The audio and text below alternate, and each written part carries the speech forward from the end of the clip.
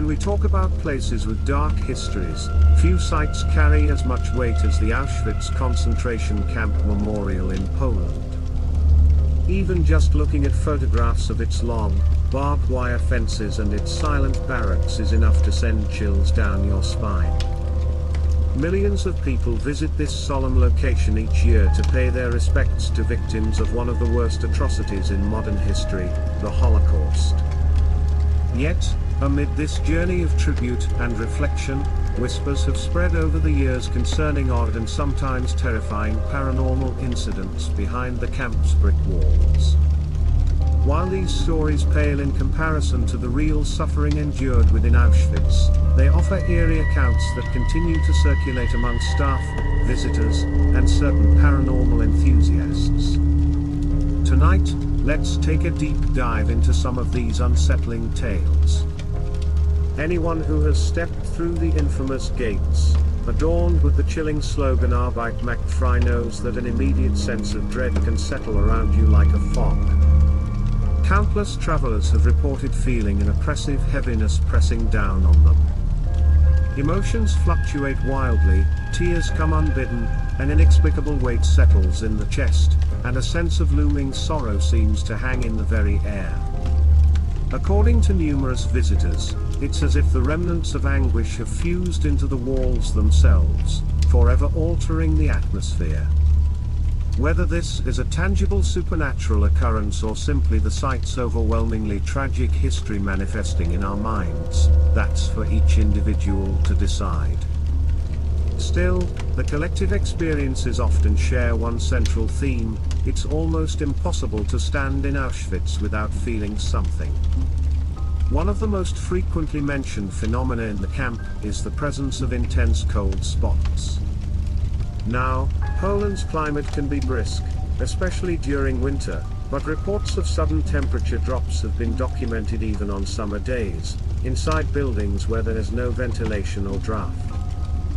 A common location for these cold pockets seems to be near the remnants of the gas chambers and in the children's centers.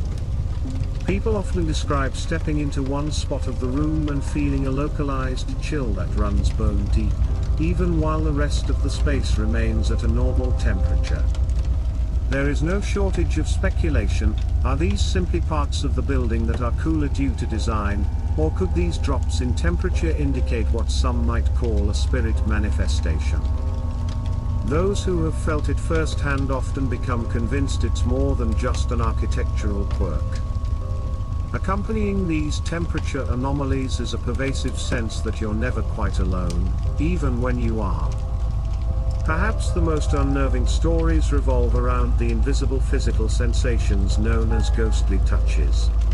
Visitors recount moments when they've walked through the children's centers, once stark dormitories meant for the youngest prisoners, and felt the light grip of a tiny hand latching onto their arm.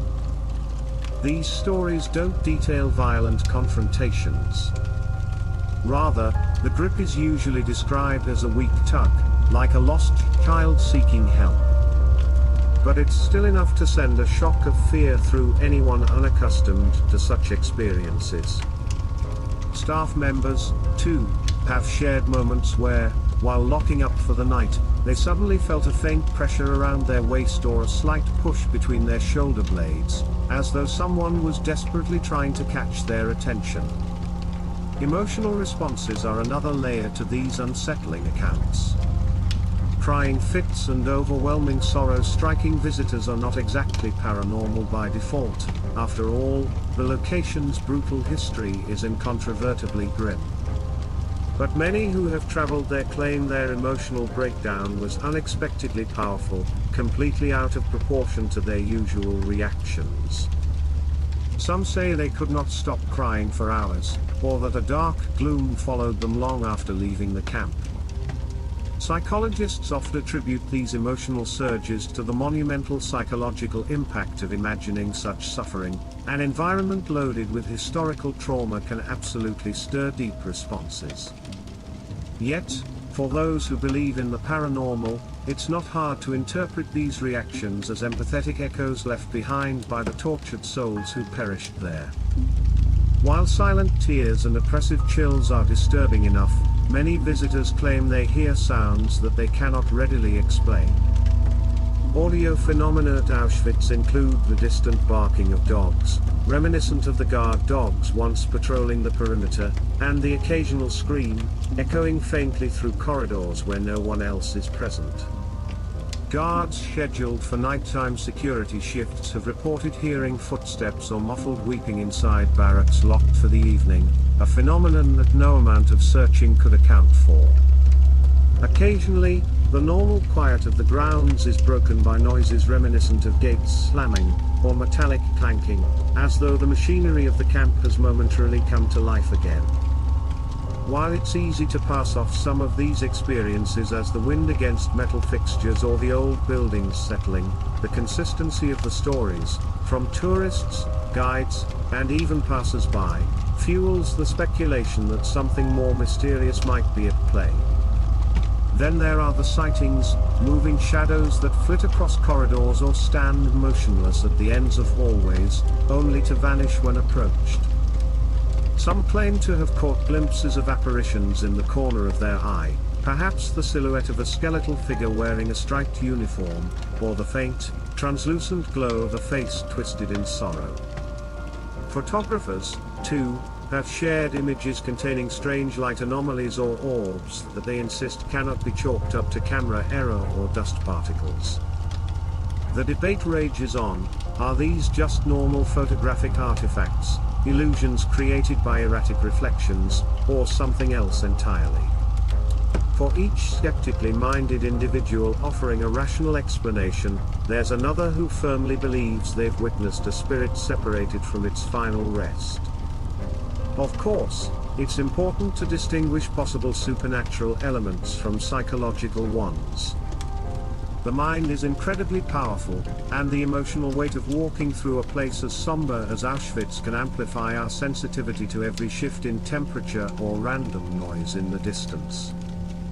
Historians and officials who work at the memorial underscore that any illusions or odd sensations might be shaped by our collective awareness of the horror that once occurred there. The same acoustics that amplify an echo might sound like tormented cries when you're already feeling anxious. Even so, logic doesn't quiet the goosebumps that inevitably form when you step into the still, stagnant air of a room that held so many lost souls. At times, groups of ghost hunters or thrill seekers have shown interest in investigating Auschwitz for paranormal evidence. However, the memorial and museum authorities stand opposed to turning it into a dark tourism attraction, emphasizing its role as a sacred memorial space. The stories, while undeniably intriguing, fail to overshadow the real heartbreak that lurks behind every wall.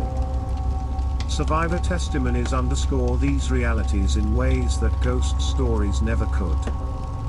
For instance, Eva, who survived Birkenau, spoke about the layer of constant fear that covered the camp, seeing her family members taken away to gas chambers and living each day with death's shadow overhead.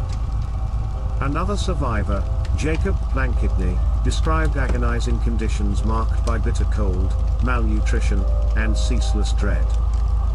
It's these first-hand narratives that truly speak volumes about the lasting presence of anguish that might give rise to the haunted, or as so many describe. In the realm of the unexplained, it's easy to assign supernatural causes to peculiar sensations, especially in a place as emotionally charged as Auschwitz. Modern science points to psychological stress, atmospheric conditions, and the power of suggestion as likely factors behind these reported anomalies. Nonetheless, an undercurrent of inexplicable phenomena remains, testimonies that can't simply be dismissed as imagination or weather patterns. When you combine the site's documented history of human suffering with strange and vivid personal accounts, you create a landscape ripe for ghostly legends. In the end, Auschwitz occupies a unique and somber place in our collective consciousness.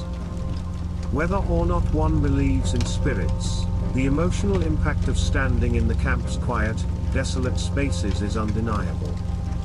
You can't help but be overwhelmed by the weight of what happened there. The feeling of stepping onto those grounds is more powerful than any photograph, more haunting than any scary story told by flashlight. Even if you go in with a clear mind, you might leave with a sense that, behind the barbed wire and silent watchtowers, the echoes of a tormented past linger in every stone, and sometimes, just maybe, they might reach out to remind us they're still there. Respecting the camp's significance is crucial, no matter your perspective on the paranormal. The heartbreak etched into every wall serves as a stark reminder of humanity's capacity for both evil and resilience. So, if you ever find yourself walking the hushed pathways of Auschwitz, remember to step softly. Whether you believe in restless spirits or not, something about this place leaves a lingering impression, one you won't soon forget, even if it only exists in the darkest corners of your mind.